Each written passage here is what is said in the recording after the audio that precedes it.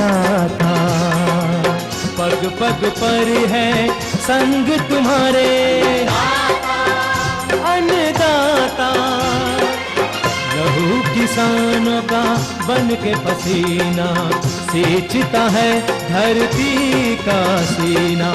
मेहनत का तेरी हक दिलवाने, नई तकनीक नई खोज बताने। पशुधन को गुणवान बनाना, पौध सुरक्षा को सिखलाना, खेती के सब गुर समझाने, भारत का सरताज बनाने। आठों पहर है संग तुम्हारे अन्नदाता, अन्नदाता। नमस्कार, मैं शालिनी आप सभी दर्शकों का अन्नदाता कार्यक्रम में स्वागत करती हूं। हर रोज की तरह आज भी हम कार्यक्रम में लेकर के आए हैं खेती बाड़ी से जुड़ी हुई बहुत सी लाभकारी जानकारियां। तो चलिए सबसे पहले देखते हैं कि क्या है विशेष आज के कार्यक्रम में। गुणवत्ता युक्त अधिक उपज के लिए लहसुन की बुआई तकनीक पर जानकारी। पालक की फसल में लगने वाले विभिन्न कीट और रोग तथा इनके नियंत्रण पर जानकारी। बेर के बाग से अधिक पैदावार लेने हेतु किए जाने वाले प्रबंधन कार्य।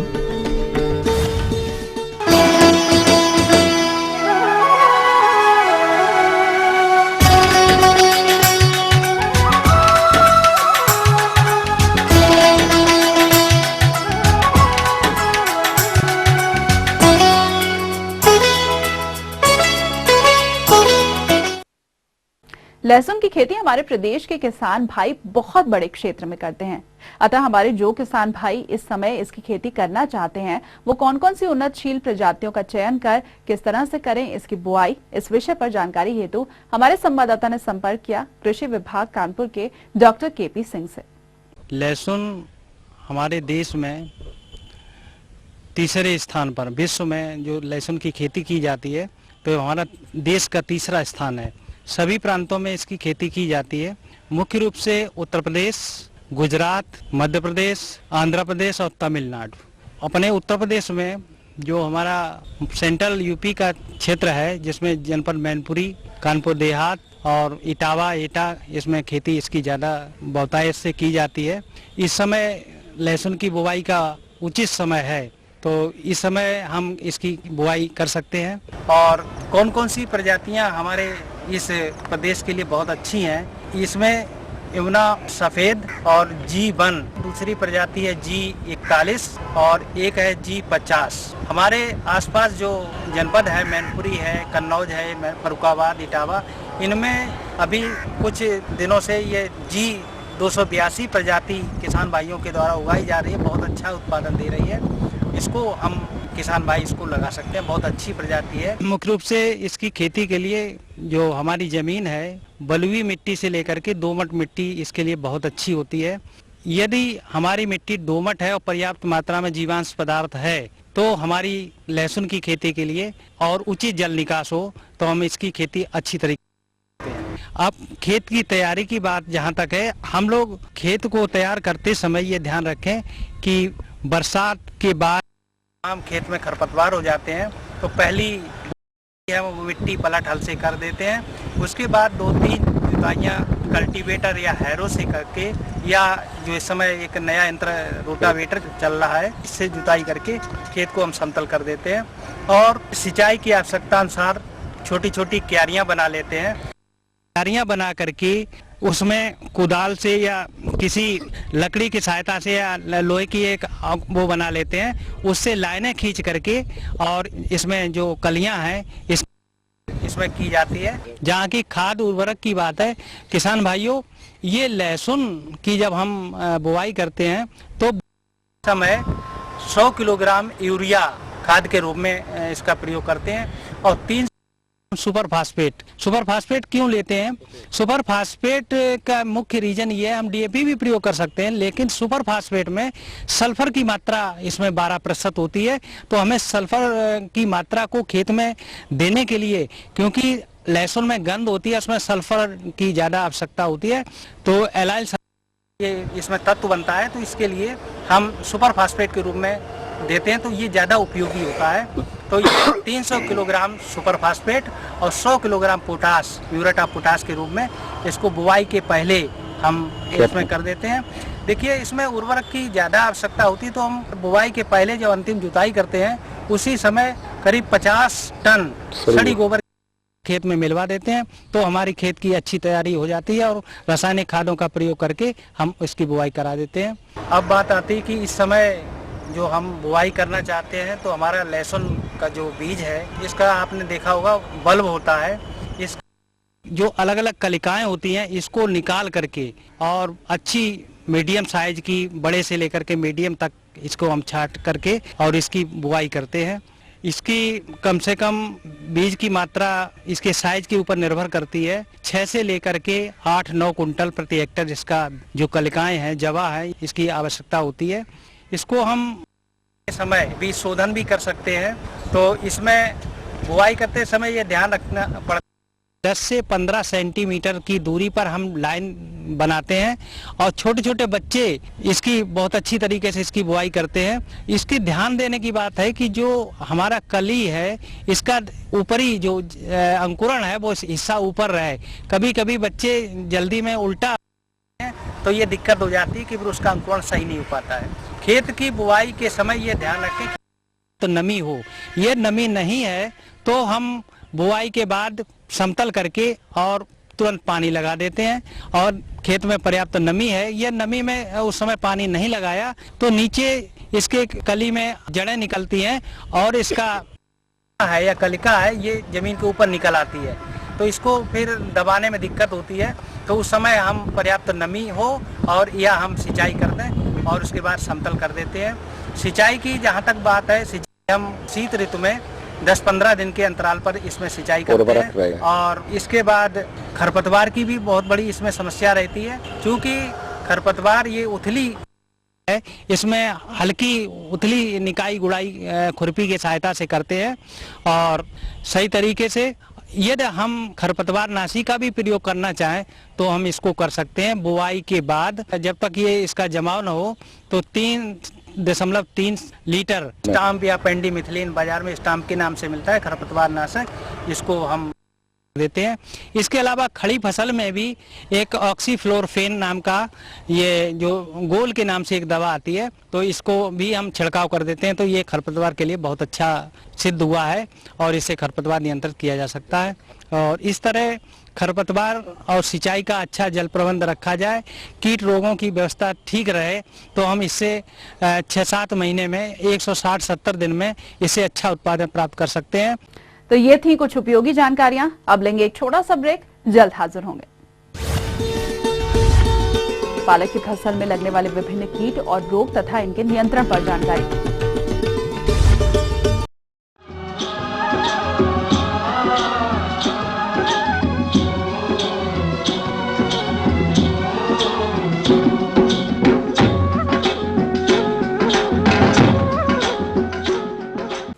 ब्रेक के बाद एक बार फिर से आप सभी दर्शकों का अन्नदाता कार्यक्रम में स्वागत है। बढ़ते हैं अगली प्रस्तुति की ओर।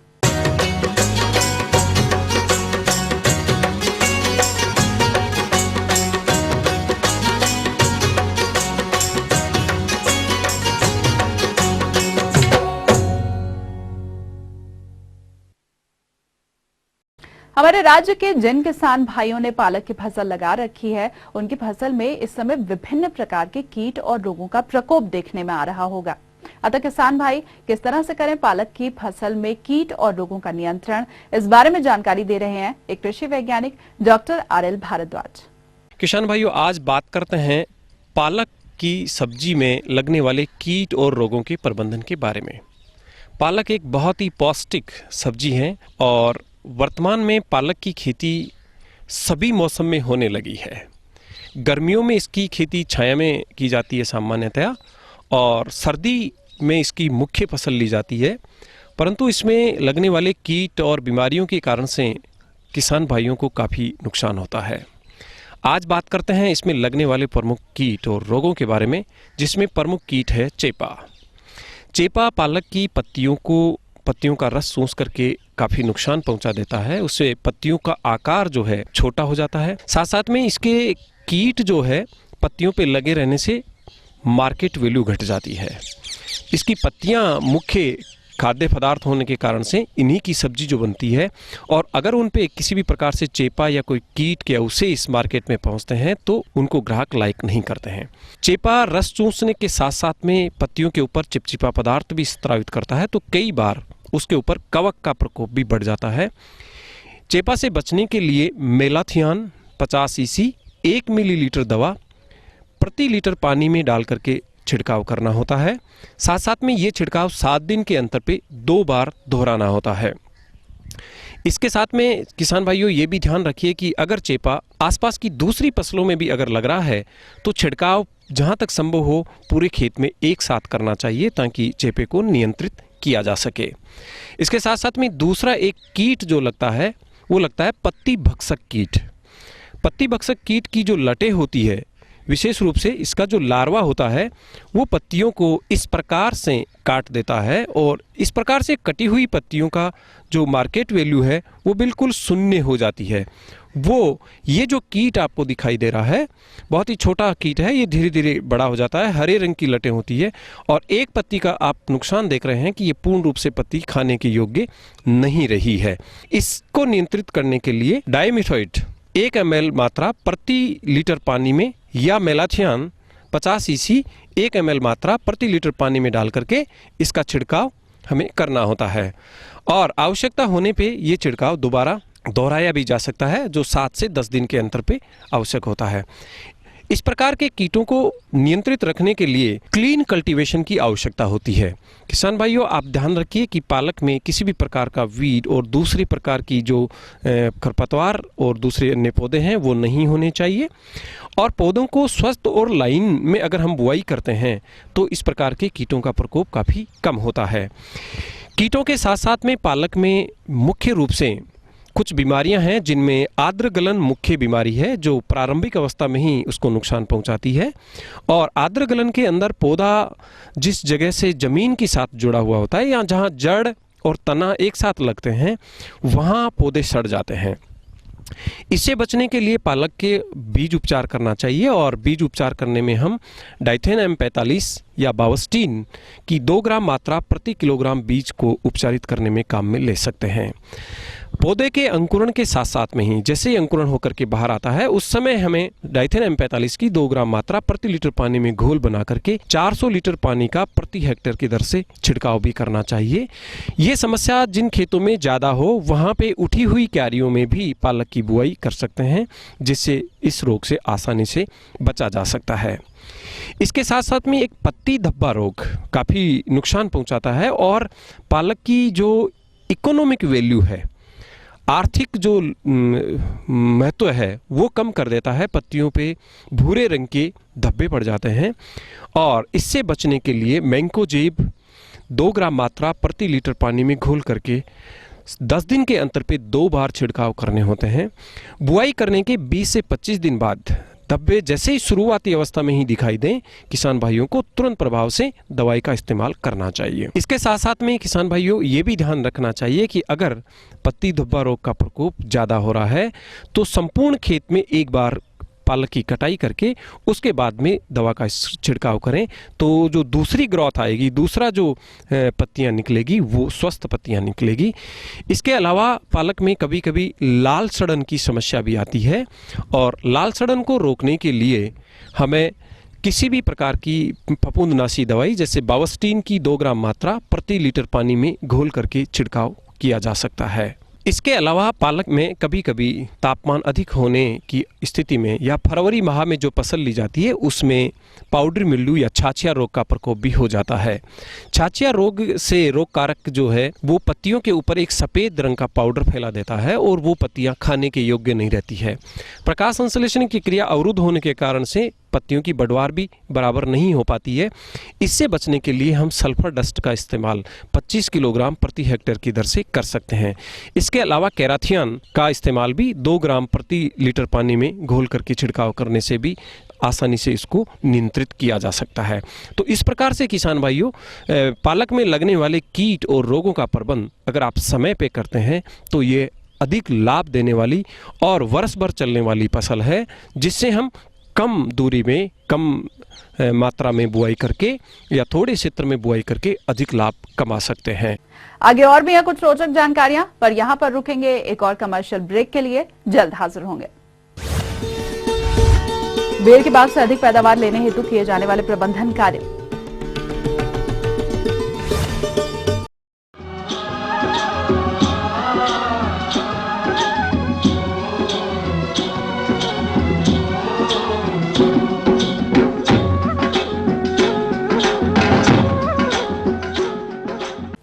ब्रेक के बाद एक बार फिर से आप सभी दर्शकों का स्वागत है और चलिए अब रुख करते हैं अगली कड़ी की ओर।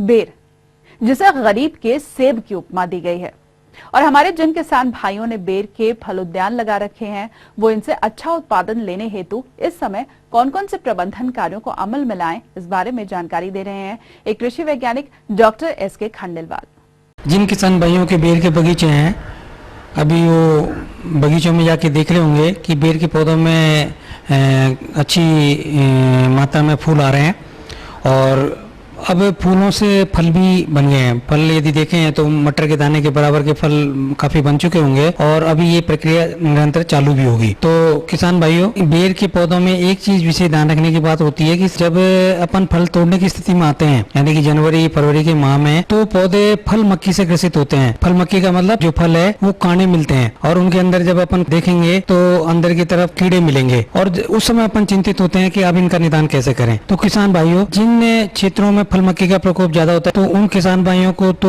निश्चित ही मतलब कीटनाशी दवा का स्प्रे करना चाहिए और इसके फल मक्खी के नियंत्रण के लिए जो उपयुक्त कीटनाशी है वो एसीफेट है। एसीफेट का 1.5 ग्राम पाउडर 1 लीटर पानी में मिलाकर के छिड़काव करें और इस छिड़काव को 15 दिन के बाद में पुनः दोहराएं और इस समय ये छिड़काव करने का सबसे उपयुक्त समय है।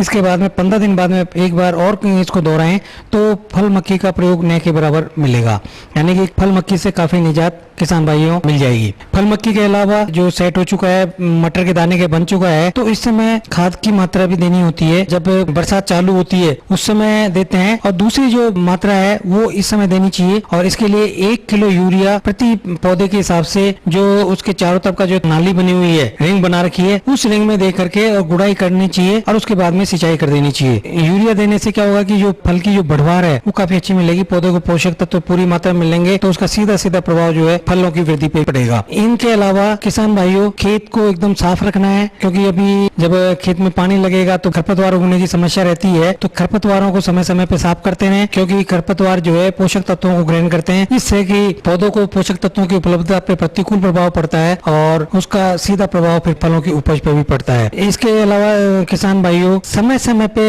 सिंचाई जरूर करते रहना चाहिए क्योंकि बेर वैसे तो बहुत ही शुष्क जलवायु वाला पौधा है, सूखा सहन करने की क्षमता है, लेकिन फलों की अच्छी बढ़वार के लिए, उसमें अच्छी चमक लाने के लिए, उसमें मिठास लाने के लिए समय समय पे सिंचाई करना बहुत ही आवश्यक है और सिंचाई का एक निश्चित इंटरवल होना चाहिए। ये इंटरवल जो है वो अपने वहाँ की जो स्थिति है कि मिट्टी कैसी है, पानी की उपलब्धता कितनी है, पौधे की आयु कितनी है, इसके ऊपर निर्भर करती है। तो 15 से 20 दिन के अंतराल पर सिंचाई करते रहना चाहिए और जिन भाइयों ने ड्रिप इरिगेशन लगा रखी है वो तो हर तीसरे दिन या चौथे दिन ड्रिप के माध्यम से सिंचाई कर सकते हैं।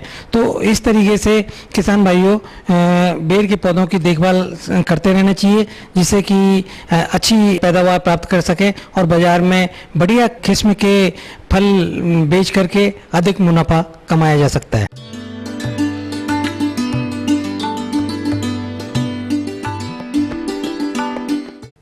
अन्नदाता हेल्पलाइन निशुल्क फोन संपर्क सेवा के माध्यम से आपके द्वारा पूछे गए प्रश्नों में से एक या फिर 2 महत्वपूर्ण प्रश्नों को हम अपने कार्यक्रम में शामिल करते हैं और इसी के तहत आज का चयनित प्रश्न और उसका जवाब इस प्रकार है। निशुल्क अन्नदाता हेल्पलाइन में आज हमने जिस प्रश्न को शामिल किया है उसे पूछा है, कल्याणपुर कानपुर के सुरेंद्र भारती ने। आपने मत्स्य तालाब के प्रबंधन पर जानकारी चाहिए तो इसके लिए देखिए कार्यक्रम का यह अंश। ठंडक का मौसम आने वाला है, हमें अपने तालाब के चारों तरफ की घास इत्यादि, चाहे वो बंधे की ढलान पे हो, चाहे बंधे पर हो, या तालाब में भी कुछ घास होती है, उसे निकाल लेना चाहिए, क्योंकि ये सभी घास फूस हमारे तालाब में उपलब्ध जो न्यूट्रिएंट होते हैं, पोषक तत्व होते हैं, उनको ही इस्तेमाल करके बढ़ती हैं, जिससे हमारे तालाब में जो जंतु और वनस्पति मूल के भोजन का निर्माण होना है उस पर प्रतिकूल प्रभाव पड़ता है। इसलिए इनकी अच्छी तरह से साफ सफाई रखनी चाहिए। जहाँ तक ठंडक के मौसम में विशेष सावधानी रखने की बात है, किसान भाइयों को तालाब में पानी की मात्रा, यदि 2 मीटर गहरा तालाब है तो उसमें लगभग 1.75 मीटर के आसपास पानी का प्रबंध हमेशा रखना चाहिए। पानी की मात्रा ज़्यादा ना घटे, जिससे शीत इत्यादि का असर हो और मछलियां हमारी वृद्धि न कर पाएं। इसके अतिरिक्त भोजन की दृष्टि से यदि हम देखें तो भोजन को हमें उतना ही देना चाहिए जितना इस्तेमाल हो जाए, अन्यथा ये भोजन हमारे तालाब के जल को प्रदूषित करता है। यदि मान लो हम किसी तालाब में 5 किलोग्राम भोजन मत्स्य की संख्या की गणना करने जाते हैं तो हम उसको देख लें, ट्रे को निकाल कर यदि उसमें कुछ बचा हुआ है तो उसे सुखा लें। सुखा करके जितनी मात्रा आती है उस मात्रा को हम दूसरे दिन से उतना कम कर दें। यदि हमारे ट्रे में कोई भोजन नहीं बचता तो हम फिर दूसरे दिन से थोड़ी सी भोजन की मात्रा बढ़ा दें ताकि हमारी मछलियां भूखी ना रहें। यह भोजन हम 2 से 3% शरीर के वजन के हिसाब से गणना करके देते हैं, जो हमें प्रतिदिन देना होता है। वैसे तो भोजन दिन में 2 बार दिया जाना आवश्यक है। बहुत ज़्यादा लागत ना लगे, इससे बचना चाहते हैं तो एक समय ही भोजन दें और प्रतिदिन एक निश्चित स्थान पर भोजन दें, जिससे मछलियों की उत्तरोत्तर वृद्धि होती रहे। किसान भाइयों को अधिकतम उत्पादन लेने के लिए विभिन्न कारकों पर भी विशेष ध्यान देना होगा। साफ सफाई के अतिरिक्त किसान भाइयों को निरंतर रूप से वर्ष में लगभग 300 किलोग्राम चूने का 1 हेक्टेयर में इस्तेमाल करना चाहिए। इस चूने को लगभग 11 किस्तों में विभाजित करके जो भी मात्रा प्रति माह के हिसाब से आती है उसे तालाब में छिड़कते रहें। चूने के विभिन्न कार्य हैं, जैसे तालाब में उपलब्ध जीवाणु विषाणु इत्यादि से छुटकारा देना। इसके अतिरिक्त तालाब के पीएच को सामान्य रखना और किसी भी प्रकार का वो एज ए डिसइंफेक्टेंट काम करती हैं चूना, जिससे हमारे तालाब में किसी प्रकार के विकार नहीं आने पाते। ठीक इसी प्रकार से हम अपने मछलियों के स्वास्थ्य को ध्यान में रखते हुए हमें अपने तालाब में पोटेशियम परमैंगनेट का भी छिड़काव समय समय पर करते रहना चाहिए। इससे भी हमारे मछलियों में जो ऊपर कुछ लाल घाव इत्यादि हो जाते हैं उनका निदान हो जाता है और हमारी मछलियों की वृद्धि अच्छी होती है, जिससे दिन प्रतिदिन अच्छा उत्पादन हमें प्राप्त होता रहता है। तालाब में जहाँ तक जानवर घुसने की बात है, यदि जानवर के पैर के नीचे कोई मछली आ जाती है तो वो चोटिल हो जाती है। उसमें तमाम प्रकार के बैक्टीरिया वायरस आक्रमण करते हैं और वो मछली बीमार हो जाती है। उस एक मछली के बीमार होने की वजह से तालाब में उपस्थित पूरा स्टॉक आपका संक्रमित हो जाता है। इसलिए तालाब में जानवर इत्यादि को ना जाने दें तो बेहतर है। इसके अतिरिक्त और कोई इस प्रकार की दिक्कत नहीं होती है। यदि मछली कोई उसके पैर के नीचे नहीं आती है तो कोई समस्या नहीं आती है। किसान भाइयों को ध्यान रखना चाहिए, यदि हमें अपने तालाब से 30 कुंतल प्रति हेक्टेयर से ज़्यादा आमदनी चाहिए तो एक महत्वपूर्ण कारक जो हमारा है वो ऑक्सीजन है। ऑक्सीजन को बढ़ाने के लिए हमें तालाब में 3 से 4 घंटे प्रतिदिन एरिएटर चलाना चाहिए। ऐसा करने से हमारे उस तालाब की उत्पादन क्षमता बढ़ जाती है और प्रयोगों के द्वारा लोगों ने करके देखा है कि इस तरह से 40 से 50 कुंतल प्रति वर्ष प्रति हेक्टेयर की दर से भी उत्पादन प्राप्त किया जा सकता है। इसलिए जो भी छोटे छोटे कारक हैं उनको सबको वैज्ञानिक ढंग से किया जाए, तभी अधिक उत्पादन प्राप्त किया जा सकता है। जैसे हम अन्य पहलुओं पर ध्यान देते हैं, वैसे मत्स्य बिक्री से संबंधित भी जानकारी होनी चाहिए। हमारी मछलियाँ लगभग 1 किलोग्राम की जब हो जाती हैं तो उन्हें हम टेबल साइज की मछलियां कहते हैं और उसके बाद वो बिक्री योग्य हो जाती हैं। यदि हमारी मछलियां 1 वर्ष से पहले इस साइज की हो गई हैं तो हम उन्हें पार्शियल हार्वेस्टिंग के द्वारा निकालकर और बाजार में बेच सकते हैं। हम ये उम्मीद करते हैं कि आज का कार्यक्रम आप सभी दर्शकों के लिए उपयोगी रहा होगा। किसान भाइयों, अन्नदाता आपकी सेवा के लिए संकल्परत है। कृषि संबंधित समस्या और सुझावों के लिए आप हमें इस पते पर संपर्क कर सकते हैं। प्रोड्यूसर अन्नदाता, ETV, Uttar Pradesh, Uttarakhand, Ramoji film city, Hyderabad 501512। साथ ही आप हमें ईमेल भी कर सकते हैं। हमारा ईमेल ID है annadaata.up@etv.co.in। इसके अलावा हमारे निःशुल्क हेल्पलाइन नंबर 180010845999 पर सोमवार से शनिवार सुबह 10 से शाम 4 बजे के बीच आप हमें संपर्क कर सकते हैं। और आइए अब देखते हैं कल दिखाए जाने वाले कार्यक्रम की मुख्य झलकियां। मधुमक्खियों के स्थानांतरण के लाभ और महत्व पर जानकारी।